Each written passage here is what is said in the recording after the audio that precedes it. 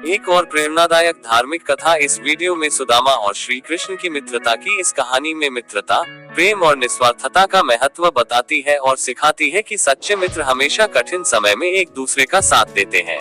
सुदामा और श्री कृष्ण की मित्रता। सुदामा और श्री कृष्ण का बचपन। बहुत समय पहले की बात है, गुजरात के एक छोटे से गांव में सुदामा नाम का एक ब्राह्मण बालक रहता था।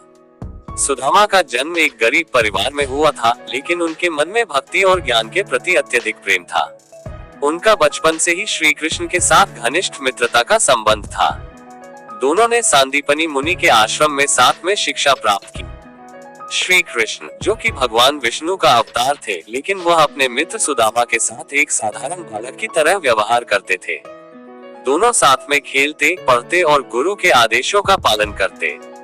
सुदामा और श्री कृष्ण की मित्रता में कोई भेदभाव नहीं था। दोनों मित्रों का बिछड़ना।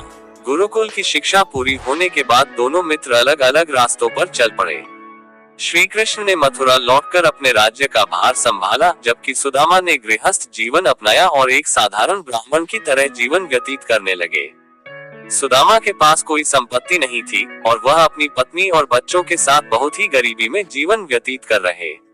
की पत्नी ने कई बार उनसे कहा कि वे श्री कृष्ण से मिले और उनसे सहायता मांगे, लेकिन सुदामा ने कभी अपनी गरीबी को लेकर किसी से शिकायत नहीं की। उनका मानना था कि सच्ची मित्रता में स्वार्थ का स्थान नहीं होना चाहिए। समय के साथ सुदामा की स्थिति और भी खराब होती गई। उनके पास भोजन, वस्त्र और अन्य आवश्यक चीजों का अभाव हो गया। उनकी पत्नी ने एक दिन उनसे कहा, आपके मित्र श्री कृष्ण अब द्वारका के राजा हैं। आप उनके पास जाए, वे जरूर आपकी सहायता करेंगे। सुदामा को पहले यह विचार अच्छा नहीं लगा, क्योंकि वह नहीं चाहता था कि उसकी मित्रता में स्वार्थ आ जाए। लेकिन उसकी पत्नी ने उसे समझाया कि मित्रता में सहायता मांगने में कोई बुराई नहीं है। अंततः सुदामा ने अपने मित्र श्री कृष्ण से मिलने का निश्चय किया। सुदामा के पास श्री कृष्ण के लिए कोई उपहार देने के लिए कुछ भी नहीं था। उनकी पत्नी ने उन्हें कुछ चिड़े चावल के फूले दिए, जो उन्होंने बड़ी कठिनाई से घर में बचाए थे। सुदामा ने उन चिड़ों को अपने वस्त्र के एक कोने में बांध लिया और द्वारका की ओर प्रस्थान किया। का हृदय श्री कृष्ण के प्रति प्रेम और भक्ति से भरा हुआ था। वह द्वारका की भव्यता को देखकर दंग रह गए, लेकिन उनके मन में अपने मित्र से मिलने की उत्सुकता थी। श्री कृष्ण का स्वागत। जैसे ही सुदामा श्री कृष्ण के महल में पहुंचे, श्री कृष्ण को जैसे ही अपने बचपन के मित्र की उपस्थिति का आभास हुआ, वह बिना किसी संकोच के अपने सिंहासन से उठकर दौड़े और सुदामा को अपने गले से लगा लिया। श्री कृष्ण ने सुदामा के चरण धोए, उन्हें सम्मान पूर्वक बैठाया और उनकी आवभगत की। महल के सभी लोग ये देखकर हैरान थे कि भगवान श्री कृष्ण अपने साधारण और गरीब मित्र के लिए इस प्रकार प्रेम और आदर का भाव दिखा रहे थे। कृष्ण ने सुदामा से पूछा, मित्र, मेरे लिए क्या लाए हो? सुदामा पहले संकोच कर रहे थे, लेकिन श्री कृष्ण के आग्रह करने पर उन्होंने झिझकते हुए अपने कपड़े के कोने से चिड़े निकाले और श्री कृष्ण को दिए। श्री कृष्ण ने उन चिड़ों को बड़े प्रेम से खाया। वह जानते थे कि यह साधारण उपहार नहीं, बल्कि सुदामा के प्रेम और त्याग का प्रतीक है।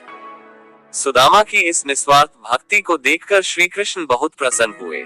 सुदामा ने श्री कृष्ण से कोई सहायता नहीं मांगी। वह केवल अपने मित्र से मिलने की इच्छा के कारण द्वारका आए थे।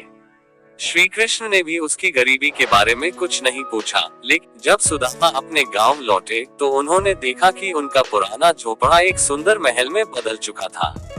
उनके पास अब हर प्रकार की धन संपत्ति थी और उनके परिवार को किसी प्रकार की कमी नहीं रही। ये सब भगवान श्री कृष्ण की कृपा थी, जो उन्होंने अपने मित्र के लिए बिना कहे ही कर दी थी।